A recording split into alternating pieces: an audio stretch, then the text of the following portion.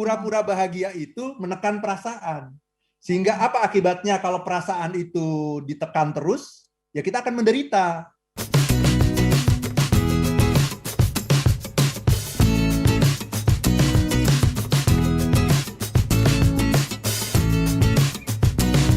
Pak Arfan, apa sih akibatnya kalau kita secara jangka panjang kita terus memberikan tekanan gitu kan?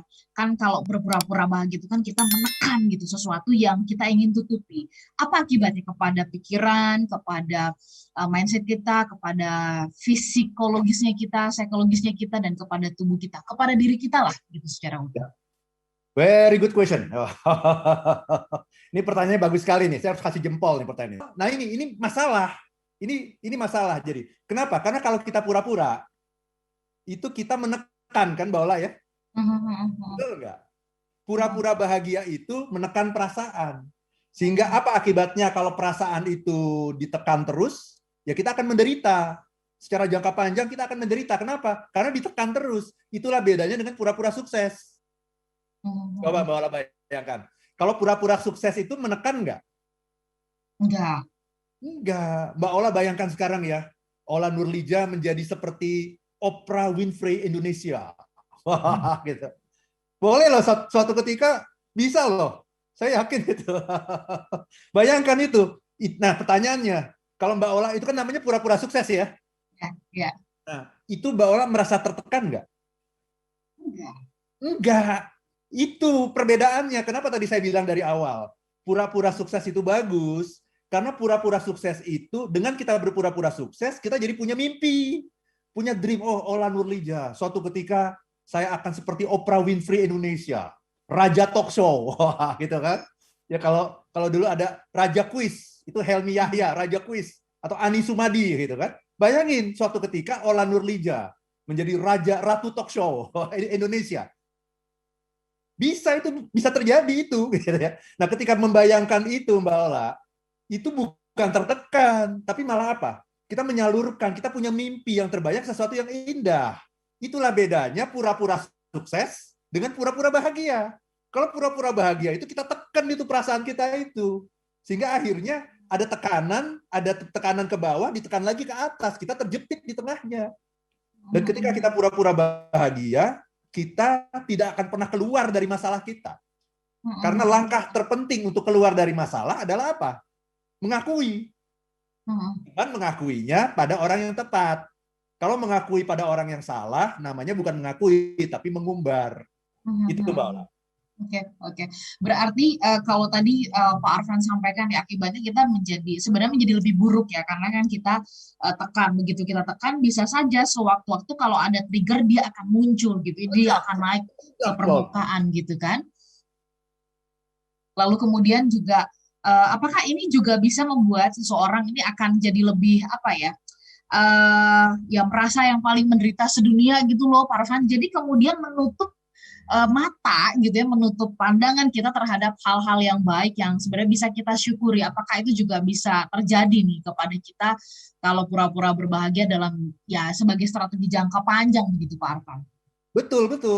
Jadi ketika kita menderita itu kita merasa orang yang paling menderita sedunia. Kenapa? Karena pada saat itu mata kita sedang tertutup, Mbak Ola. Itulah namanya, saya selalu mengatakan ini ya. Itu namanya cover. Cover itu apa sih? Tertutup. Kalau bahasa Arabnya kafir itu. Apa itu kafir? Tertutup dari rahmat Allah. Rahmat Allah yang diberikan pada kita tuh katakanlah 50. Boleh dicari, bikin list itu. Ada 50 rahmat Allah yang diberikan kepada kita. Kemudian ada beberapa cobaan.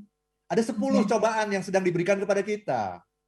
Berarti kan sebetulnya masih ada 40 yang bagus nih kan? Kenapa kita merasa jadi orang paling menderita sedunia? Karena kita nggak ngelihat yang 40 itu. Tapi cuma melihat yang 10 itu, yang penderitaan itu. Kenapa kita nggak ngelihat yang 40 itu? Karena mata kita tertutup dari rahmat Allah. Itu namanya orang yang kafir. Atau istilahnya orang yang kufur nikmat. Orang yang tidak bersyukur. Nah, bagaimana mungkin kita bisa bahagia kalau kita tidak melihat bahwa diri kita itu sudah diberikan rahmat dan berkat dari Allah.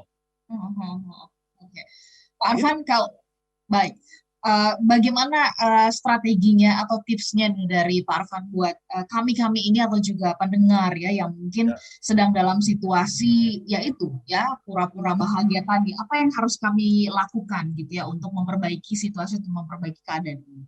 Ya, nomor satu yang ingin saya sampaikan adalah pura-pura bahagia itu bukan sesuatu yang terlarang gitu. Karena saya pun sering pura-pura bahagia gitu. Tapi bedanya apa? Saya menjadikan pura-pura bahagia itu sebagai sebuah strategi jangka pendek saja. Begitu selesai dengan acara saya, kemudian saya mengatakan, saya punya masalah. Saya harus mengakui saya punya masalah. Lah, motivator happiness kok nggak bahagia? Kan gitu kan orang nanya, emang saya dewa gitu? Emang saya malaikat yang nggak bisa punya masalah? Justru sebagai manusia biasa, ya kesempurnaan seorang manusia itu adalah ketika dia menjadi seorang yang tidak sempurna. Ya, justru kesempurnaannya adalah ketika dia bisa merasakan semua masalah. Semua emosi gitu ya, Pak Arfan ya. Emosi, itulah kekayaan kita kan, istilahnya namanya dashboard, kayak dashboard di mobil. Ya, kalau kita nggak bisa merasakan semua masalah itu, namanya dashboardnya ada yang mati gitu. Dashboardnya ada yang mati itu, ada yang tidak berjalan dengan semestinya. Jadi justru kekayaan kita sebagai manusia itu adalah ketika kita bisa merasakan aneka macam masalah, aneka macam feeling, emotion yang bisa kita rasakan. Itu namanya, oh Anda lengkap Mbak Ola sebagai manusia. Kenapa? Karena hidup Anda selalu berwarna. Ya kan? Merasakan semuanya. Nah, kalau saya selalu bahagia, namanya saya motivator happiness. Itu namanya pencitraan gitu. Apakah itu diperlukan? Kadang-kadang diperlukan sebagai sebuah strategi jangka pendek. Jangka pendek, ya. Tapi kemudian saya mengatakan, kalau saya tidak bahagia, berarti saya sedang sakit. Kalau sedang sakit, maka langkah pertama yang harus saya lakukan adalah mengakui bahwa saya sakit. Itu langkah pertama. Langkah kedua adalah pergi ke dokter, minta obat. Langkah ketiga adalah makan obat. Karena ada banyak juga loh orang yang sudah pergi ke dokter, dikasih resep, tapi nggak ditebus resepnya. Nggak makan obat dia. Jadi 3 langkah Mbak Ola ya. Nomor 1 apa? Mengakui saya sakit. Yang kedua, pergi ke dokter. Yang ketiga, makan obat. Itu aja. Ya. Mengakui, kemudian cari orang yang tepat dan lakukan itu secara konsisten ya. Betul. Itu analoginya dokter itu adalah itu. Orang yang tepat itu ya. Siap. Oke.